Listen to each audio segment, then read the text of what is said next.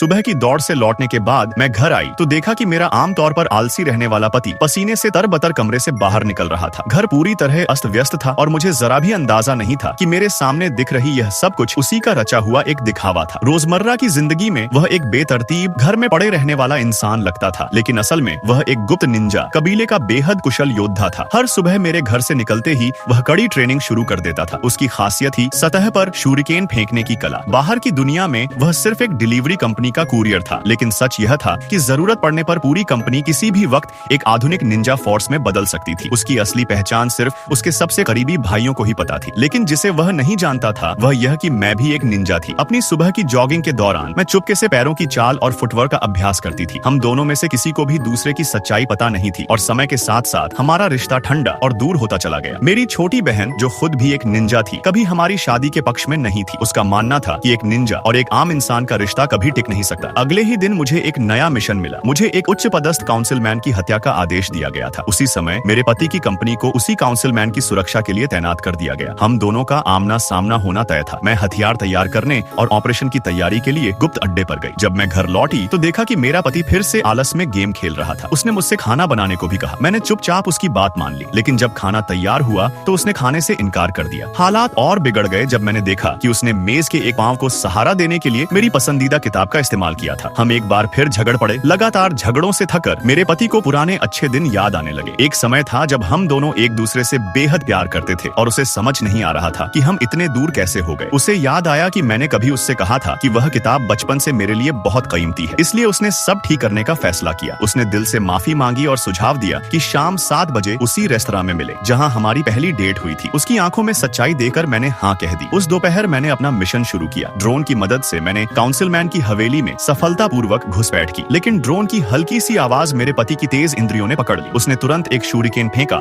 और ड्रोन को पल भर में नष्ट कर दिया। जब मेरा ड्रोन अचानक संपर्क से बाहर हो गया तो मैं हैरान रह गई, यह जाने बिना कि इसके पीछे मेरा पति था। काउंसिलमैन ने तुरंत सुरक्षा कड़ी कर दी और अपने गार्ड्स को पूरी रात ड्यूटी पर रहने का आदेश दिया। मेरे पति की डिनर की योजना बर्बाद हो गई। मैं पूरी शाम उसका इंतजार करती रही, लेकिन वह नहीं आया। निराश होकर मैंने तलाक के कागज मेज पर रखे और वहां से चली गई। 4 दिनों तक मैंने उसके संदेशों को नजरअंदाज किया। उसकी उम्मीदें धीरे धीरे टूटने लगी। इसी बीच दुश्मन निंजाओं ने हवेली में घुसपैठ कर ली। मेरे पति के साथ ही उनका सामना नहीं कर पाए। पीछा करते हुए उसने अपनी शूरिकेन तकनीक का इस्तेमाल किया, लेकिन यह देखकर वह सन्न रह गया कि उसका विरोधी उसे आसानी से चकमा दे गया। उसे यह नहीं पता था कि वह घुसपैठिया मैं ही थी।